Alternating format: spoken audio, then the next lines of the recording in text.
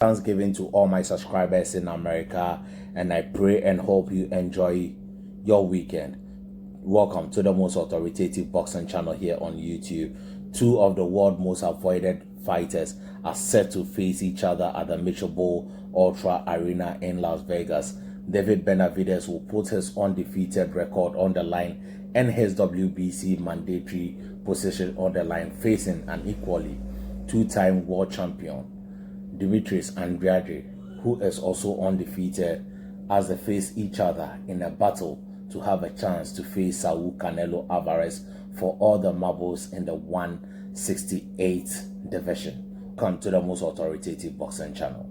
This is Sports TV.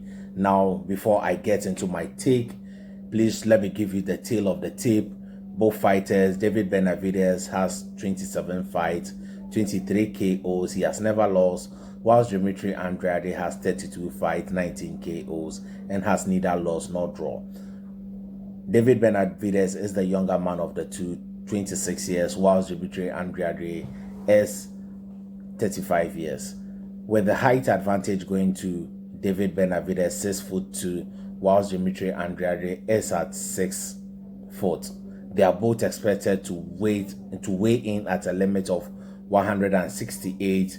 David Benevidez is a orthodox fighter, whilst Demetrius Andrade fights out of the southpaw position. So those are the tale of the tape.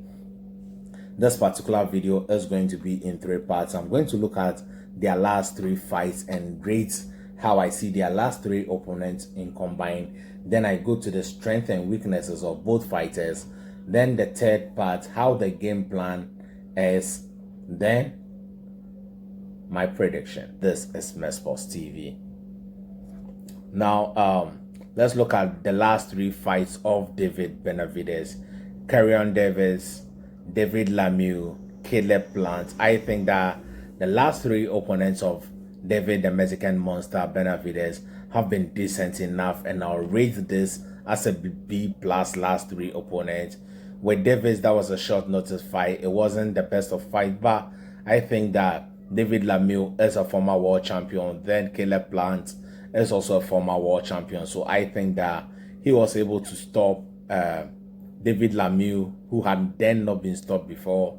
Then Caleb Plant, if not for Kenny Bailey's, he should have stopped Caleb Plant, but it was a brutal fight. He put under pressure right from the second half of the fight till the fight ended. So I rate this last 3 opponents a B+.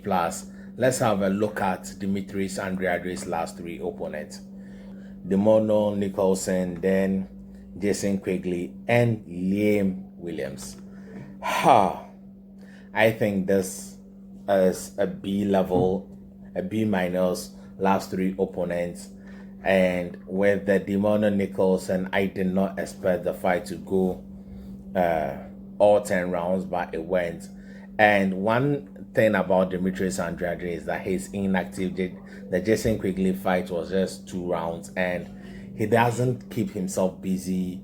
I know at a point in time he was scheduled to face Billy Joe Saunders, but the fight did not happen due to drug testing issues. Then Liam Williams' fight was a very good fight.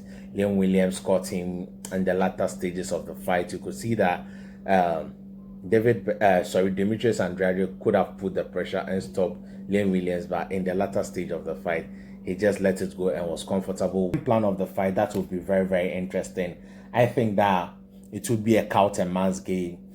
David Benevidez will want to use his size, his pressure, and push Demetrius Andrade backwards, whilst Demetrius Andrade, who has decent footworks, very good footworks, high boxing IQ, I think that he should jab, move around, and work David Benevidez to the angles, because David Benevidez, we all saw against Caleb Plant, he wasn't really cutting off the ring very well. So with the footworks and the high boxing level of Demetrius Andrade, he should keep varying his punches and tiring David Benevidez into the later rounds, because that would fare as an advantage for Demetrius Andrade, because he does also fare well in the later rounds.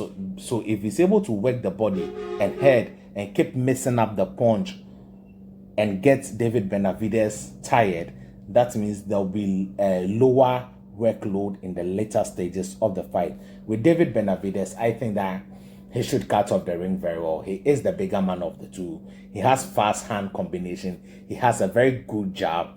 He should just work around his jab and sets him up. And with his defense, he should move his head. He's not one guy that moves his head very well. He has been knocked down before and he responded well in a fantastic manner. But in this particular fight, this is high-level boxing. This is a man that has shown high-level talent but has not gotten that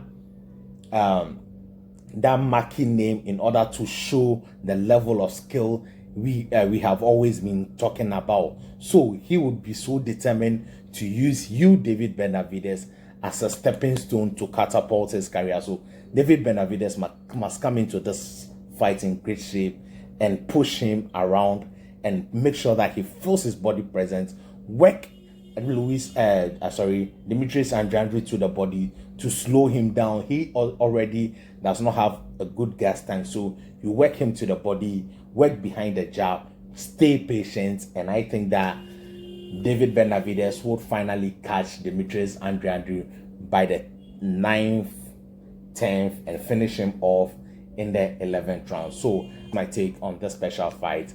I wish both men all the best, and I pray and hope that the victor gets a chance to face Saul Canelo Alvarez. This is it. Stay positive. If you have not subscribed, please do hit the subscribe button. Help me get to 1K subscribers.